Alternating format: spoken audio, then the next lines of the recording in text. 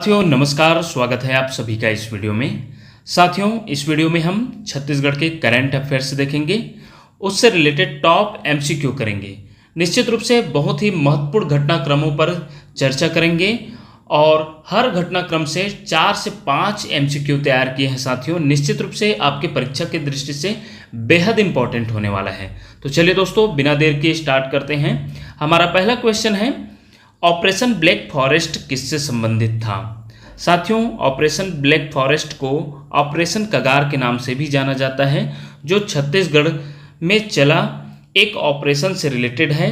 तो निश्चित रूप से बहुत ही इम्पॉर्टेंट है। हाल ही में यह ऑपरेशन चला है जो कि पूछने के लिए बहुत ही महत्वपूर्ण हो सकता है। तो साथियों ऑपरेशन ब्लैक फॉरेस्ट जो है नक्सल विरोधी सैन्य अभियान से रिलेटेड है। ऑप्शन सी इसका आंसर होगा। आइए इसके बारे में और भी जो है तथ्य इकट्ठा करते हैं और एमसीक्यू जो तैयार किए हैं उससे देखते हैं।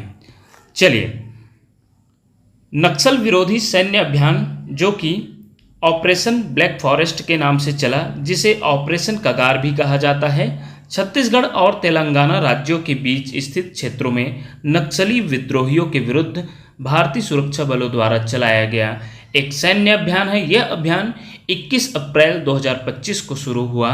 इसे भी याद रख सकते हैं क्योंकि पूछा जा सकता है कि ऑपरेशन कगार या ऑपरेशन ब्लैक फॉरेस्ट के नाम से जो ऑपरेशन चला छत्तीसगढ़ में वह कब शुरू हुआ। तो इस अभियान की शुरुआत 21 अप्रैल 2025 को हुआ। आगे इससे बनने वाला जो क्वेश्चन है, करेगुट्टा पहाड़ी, याद रखिएगा करेगुट्टा पहाड़ी जो हाल ही में किस अभियान के कारण चर्चा में रहा? Operation green forest, operation Naxal clean, operation black forest, operation red zone. तो अभी हम किस टॉपिक पर चर्चा कर रहे हैं, किस घटनाक्रम पर? तो निश्चित रूप से ऑपरेशन ब्लैक फॉरेस्ट।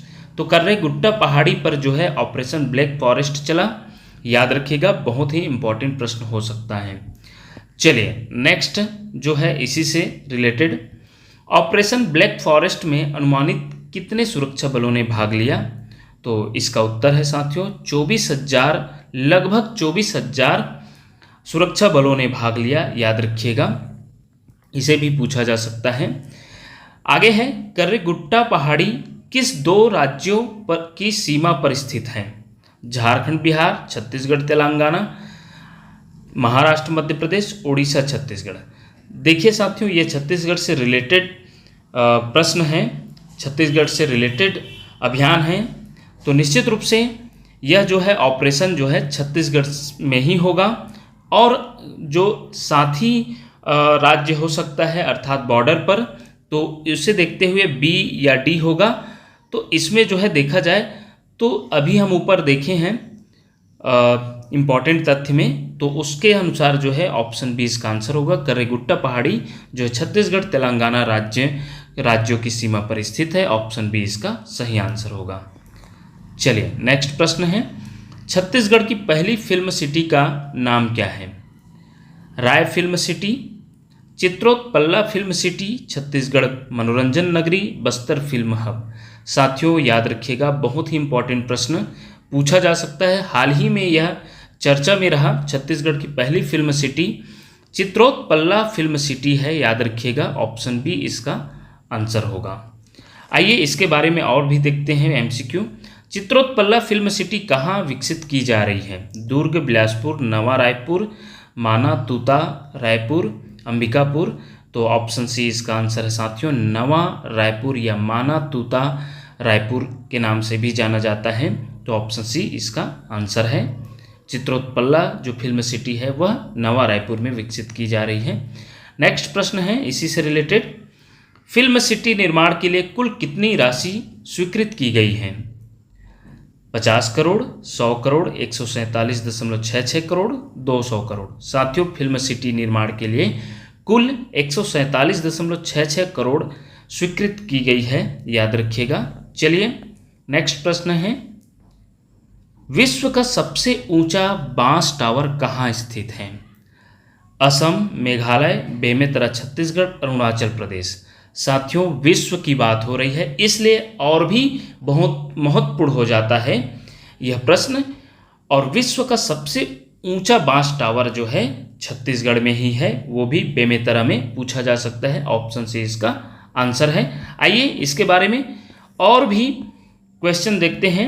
इस बांस टावर की ऊंचाई लगभग कितनी है? 100 फुट, 120 फुट, 140 फुट, 160 फुट। साथियों, इस बांस टावर की ऊंचाई जो है 140 फुट है। ऑप्शन सी इसका आंसर है। चलिए, इस टावर का डिजाइन किससे प्रेरित है? कुतुब मीनार, एफिल टावर, बुर्ज खलीफा, टोक्यो टावर। साथियों, इस टावर का डिजाइन जो है एफिल टावर से प्रेरित है। ऑप्शन बी इसका आंसर होगा। ये भी पूछा जा सकता है, इसलिए ऐसा भी क्वेश्चन बन सकता है। इस टावर का निर्माण किस संस्था ने किया है? छत्तीसगढ़ हाउसिंग बोर्ड, भारतीय बांस मिशन, भव्य सृष्टि उद्योग इंफ्रा इंडिया लिमिटेड। तो इसका आंसर है साथियों भव्य सृष्टि उद्योग। ऑप्शन सी इसका आंसर है। चलिए नेक्स्ट प्रश्न है, इस टावर का अनुमानित जीवन काल कितना है? 10 साल, 15 साल, 20 साल, 25 साल। तो इस टावर का अनुमानित जीवन काल जो है 25 साल है। Option D. चलिए अब हम नेक्स्ट पॉइंट पर पहुंचते हैं। स्वतंत्रता के 77 वर्षों बाद छत्तीसगढ़ के किस गांव में पहली बार बिजली पहुंची? बहुत ही इंपॉर्टेंट हो सकता है साथियों। यह जो है ऑप्शन बी है, तीमेनार। तीमेनार एक गांव में जो 77 वर्षों बाद, स्वतंत्रता के 77 वर्षों बाद जो है यहाँ लाइट पहुंची। और यह जो है बीजापुर जिले का एक गांव है, इसे भी याद रखिएगा। नियद निल्लेनार शब्द का अर्थ क्या है? साथियों, एक छत्तीसगढ़ शासन का एक बहुत ही महत्वपूर्ण योजना चल रही है बस्तर संभाग के लिए, नियद निल्लेनार, जिसका शब्द का अर्थ पूछा जा रहा है विकास की ओर गांव, नया सुरक्षित गांव, आपका अच्छा गांव, सहयोगी गांव। यह प्रश्न कई बार पूछा जा चुका है अभी भर्तियों में। तो साथियों इसका उत्तर है ऑप्शन सी, आपका अच्छा गांव। इसके बारे में आगे हम चर्चा और भी करेंगे। नियत निल्लानार योजना किस राज्य में चलाई जा रही है? तो निश्चित रूप से इसका आंसर छत्तीसगढ़। चलिए, नियत निल्लानार योजना में किन गांवों को प्राथमिकता दी जा रही है? जिला मुख्यालय के गांव, 5 किलोमीटर के दायरे में आने वाले गांव, नदी के पास बसे गांव, शहर से सटे गांव। तो साथियों याद रखिएगा, नियत निल्लानार योजना के तहत जगह जगह एक कैंप शिविर खोला जा रहा है और उसकी जो है शिविर का जो उद्देश्य है, आसपास के जो 5 किलोमीटर के दायरे में आने वाले गांव हैं वहाँ जो है मूलभूत आवश्यकताएं जो है उपलब्ध कराना, जिसका जो है देखा जाए उस गांव को अच्छा बनाना इनका उद्देश्य है। तो ऑप्शन बी इसका आंसर होगा। ये देख सकते हैं नेक्स्ट क्वेश्चन, इस योजना के तहत बस्तर क्षेत्र में कितने नए सुरक्षा शिविर स्थापित किए गए हैं? 10, 12, 14, 16। इसका उत्तर है साथियों 14 नए शिविर खोला जा रहा है, याद रखिएगा। चलिए नेक्स्ट प्रश्न देखते हैं साथियों, नियत निल्लेनार योजना के अंतर्गत एक गांव में कितनी बुनियादी सुविधाएं प्रदान की जाएंगी? लगभग में पूछा गया है। तो इसका उत्तर है ऑप्शन डी, 25 मूलभूत बुनियादी सुविधाएं हैं, उसको पूरा करने के लिए यह योजना चलाई जा रही है, नियत निल्लेनार योजना। ऑप्शन डी इसका आंसर है। नियत निल्लेनार किस बोली का शब्द है? साथियों इसका उत्तर है दंडामी। आइए दंडामी जो बोली है इसके बारे में चर्चा करते हैं, पूरा इस योजना के बारे में, इस अभियान के बारे में चर्चा करते हैं। दंडामी माड़िया जनजाति में गोंडी बोली प्रचलित है। याद रखिएगा, दंडामी एक माड़िया जनजाति होती है, उसमें गोंडी बोली प्रचलित होती है। यदि किस बोली का शब्द है पूछा जाता है, अगर दंडामी आता है तो दंडामी राइट करिएगा और गोंडी आता है तो गोंडी। इसके अलावा दूसरा जो है आपको देखना नहीं है। तो नियत निल्लेनार जिसका अर्थ है आपका अच्छा गांव या इंग्लिश में योर गुड विलेज। स्थानीय दंडामी बोली दक्षिण बस्तर में बोली जाने वाली यह एक बोली है, याद रखिएगा। इस योजना के तहत बस्तर क्षेत्र में सुरक्षा शिविरों के 5 किलोमीटर के दायरे में स्थित गांवों में सुविधाएं और लाभ प्रदान किए जाएंगे। बस्तर में 14 नए सुरक्षा कैंप स्थापित किए गए हैं। ये शिविर नई योजना के कार्यान्वयन को सुविधाजनक बनाने में भी सहायता करेंगे। नियत नेल्लानार के तहत ऐसे गांवों में लगभग 25 बुनियादी सुविधाएं उपलब्ध कराई जाएंगी। तो यह देख सकते हैं इसके बारे में। आइए अब नेक्स्ट हम घटनाक्रम पर पहुंचते हैं। सुशासन तिहार की शुरुआत किस तिथि को हुई थी? इसका उत्तर आप देख सकते हैं। सुशासन तिहार 2025 की शुरुआत जो है 8 अप्रैल 2025 को हुई। यह कितने चरणों में हुआ पूछा जाएगा तो 3 चरणों में। आइए इन चरणों के बारे में देखते हैं। तो सुशासन तिहार 2025 छत्तीसगढ़ में 3 चरणों में आयोजित हुआ। पहला चरण आवेदन संकलन किया गया।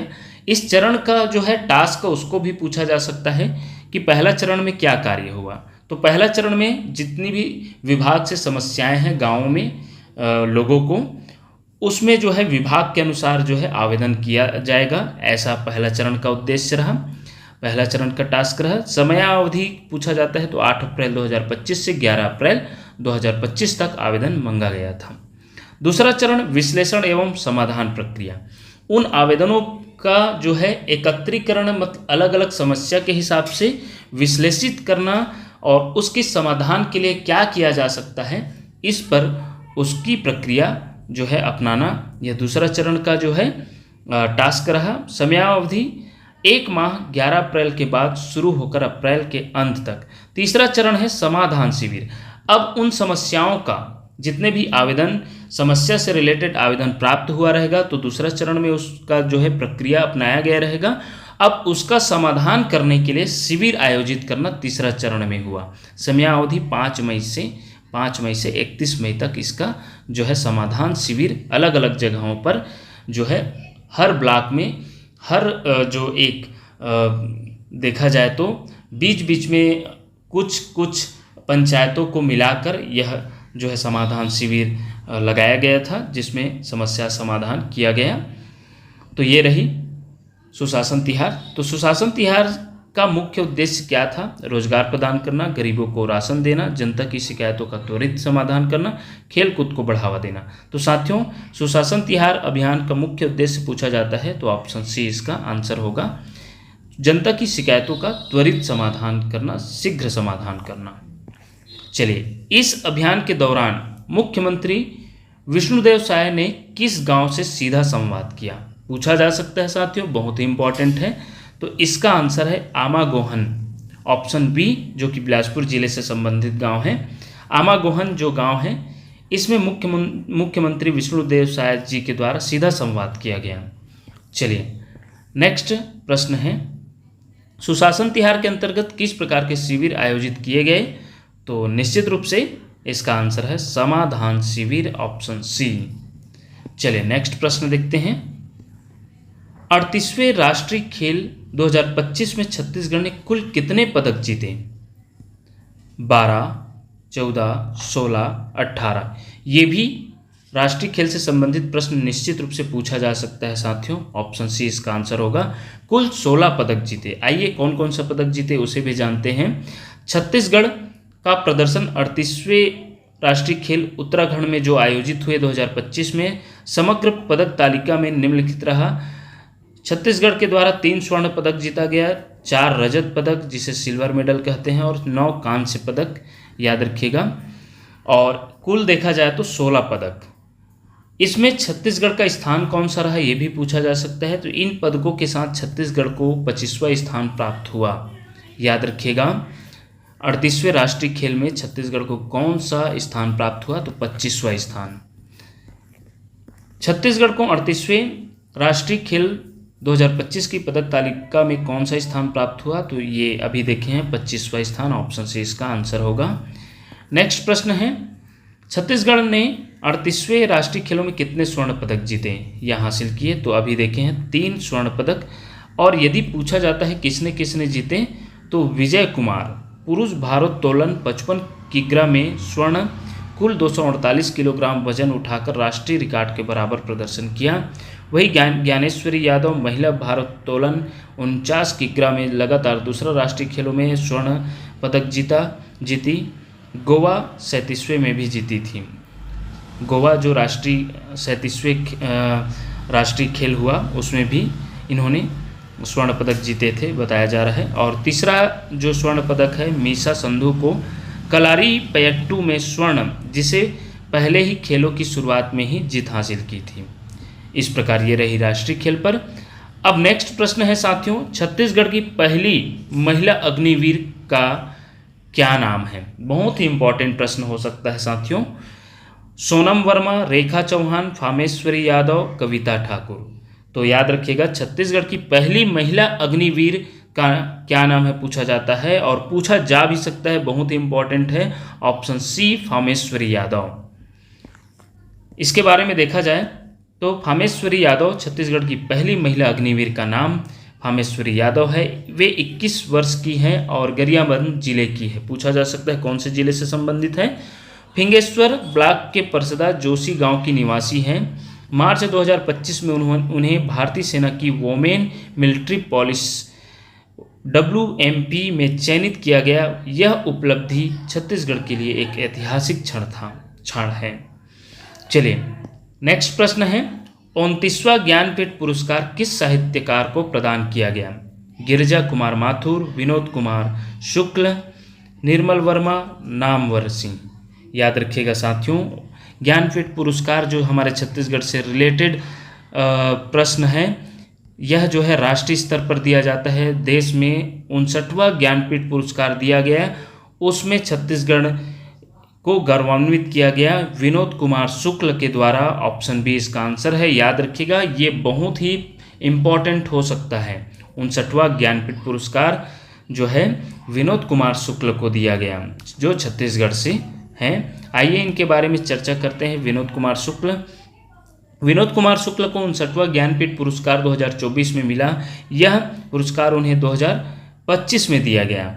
तो विनोद कुमार शुक्ल छत्तीसगढ़ के एक प्रसिद्ध हिंदी लेखक है। यह पुरस्कार उन्हें 2024 के लिए दिया गया, जिसे 2025 में प्रदान किया गया। यह पहली बार है कि छत्तीसगढ़ के किसी लेखक को ज्ञानपीठ पुरस्कार मिला, इसलिए यह और भी महत्वपूर्ण है साथियों, क्योंकि यह पहली बार हुआ है। चलिए नेक्स्ट प्रश्न, छत्तीसगढ़ में वर्ष 2025 में पद्मश्री पुरस्कार किसे प्रदान किया गया? ये भी बहुत ही इंपॉर्टेंट हो सकता है। छत्तीसगढ़ में वर्ष 2025 में पद्मश्री पुरस्कार जो है पंडीराम मरावी को दिया गया। याद रखिएगा, ऑप्शन जो है बी है इसका आंसर। आइए इसके बारे में और भी चर्चा करते हैं। पंडीराम मरावी किस प्रकार की कला से जुड़े हुए हैं? साथियों इसका आंसर है पारंपरिक वाद्य यंत्र निर्माण और लकड़ी शिल्प। इन्होंने जो है बस्तर क्षेत्र में जो पारंपरिक वाद्य यंत्र है उसका निर्माण और लकड़ी शिल्प भी बनाए हैं। तो उन्हें जो है पद्मश्री पुरस्कार से नवाजा गया 2025 का, पंडीराम मंडावी जी को याद रखिएगा। चलिए नेक्स्ट प्रश्न है, पंडीराम मंडावी छत्तीसगढ़ के किस जिले से संबंधित है? तो इसका उत्तर है बस्तर संभाग के नारायणपुर जिले। संभाग पूछा जाता है तो बस्तर, और अगर जिला पूछा जाता है नारायणपुर। ऑप्शन से इसका उत्तर है। चलिए नेक्स्ट प्रश्न है, पंडीराम मंडावी किस जनजाति समुदाय से जुड़े हैं? ये भी पूछा जा सकता है। तो इसका उत्तर है गोंड मुरिया। ऑप्शन बी इसका आंसर है। चलिए नेक्स्ट प्रश्न है, वर्ष 2025 में वस्तु एवं सेवा कर GST राजस्व वृद्धि दर के मामले में भारत का अग्रणी राज्य कौन सा रहा? साथियों इसका उत्तर छत्तीसगढ़ ही है। ऑप्शन सी इसका आंसर है, क्योंकि भारत का अग्रणी राज्य रहा। सबसे प्रथम पूछा जाता है कि 2025 में GST राजस्व वृद्धि दर के मामले में भारत में प्रथम कौन सा राज्य आया? तो उसका आंसर भी छत्तीसगढ़ ही होगा। ऑप्शन सी इसका उत्तर है। चलिए इसके बारे में भी और भी जान लीजिए। वर्ष 2025 में छत्तीसगढ़ GST राजस्व वृद्धि दर के मामले में भारत का अग्रणी राज्य रहा। वित्तीय वर्ष 2024-25 में छत्तीसगढ़ ने 16,390 करोड़ रुपए का GST राजस्व संग्रह किया और 18% की वार्षिक वृद्धि दर हासिल की, जो कि देश में सबसे अधिक है। इस उपलब्धि के साथ छत्तीसगढ़ GST राजस्व वृद्धि में भारत में पहले स्थान पर रहा। यह बहुत ही इंपॉर्टेंट हो सकता है। छत्तीसगढ़ के 2025-26 के बजट का थीम क्या था? ज्ञान, गति, समृद्धि, प्रगति। तो साथियों इसका उत्तर है ऑप्शन बी, छत्तीसगढ़ राज्य के 2025-26 के बजट का थीम गति, ऑप्शन बी। और यदि 24-25 का पूछा जाए तो ज्ञान को गति देने के लिए यह जो है थीम अपनाया गया। तो इस साल का बजट का जो थीम गति रहा। आइए इसके बारे में जानते हैं। गति का फुल फॉर्म पूछा जा सकता है तो जी का होता है गुड गवर्नेंस, ए का होता है एक्सीलरेशन इंफ्रास्ट्रक्चर, टी है टेक्नोलॉजी और आई है इंडस्ट्रियल ग्रोथ।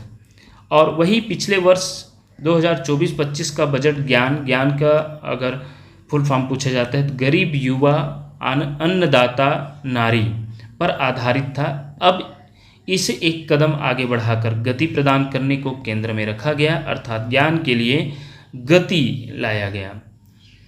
इस प्रकार ये रही। चलिए नेक्स्ट प्रश्न, भारत का 56वां टाइगर रिजर्व कौन सा है? साथियों हमारे छत्तीसगढ़ का चौथा टाइगर रिजर्व है, याद रखिएगा, जो इसी साल बना। ऑप्शन सी है गुरु घासीदास तमोर पिंगला टाइगर रिजर्व। जो भारत का पूछा जाए तो 56वां टाइगर रिजर्व, और अगर छत्तीसगढ़ का पूछा जाता है तो चौथा टाइगर रिजर्व है, याद रखिएगा, चौथा टाइगर रिजर्व है जो कि अभी हाल ही में बना।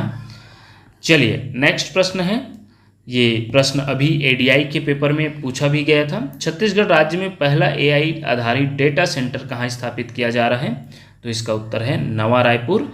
और यदि भारत स्तर पर पूछा जाता है, भारत स्तर पर अर्थात भारत का पहला एआई आधारित डेटा सेंटर कहाँ स्थापित किया जा रहा है, तो भी नवा रायपुर छत्तीसगढ़ ही आएगा। ये भारत का पहला एआई आधारित डेटा सेंटर है साथियों, याद रखिएगा, इसलिए और भी बहुत महत्वपूर्ण हो जाता है। भारत का पूछा जाता है तो भी छत्तीसगढ़ को ही डालिएगा, नवा रायपुर छत्तीसगढ़। इस प्रकार ये रही साथियों टॉप एमसीक्यू करंट अफेयर से, जो आपके प्रयोगशाला परिचालक और आबकारी भर्ती है उसके परीक्षा की दृष्टि से बेहद इंपॉर्टेंट रहेगा। इसी प्रकार के वीडियो देखने के लिए देखते रहिए आपका अपना चैनल टीचरशिप। धन्यवाद साथियों।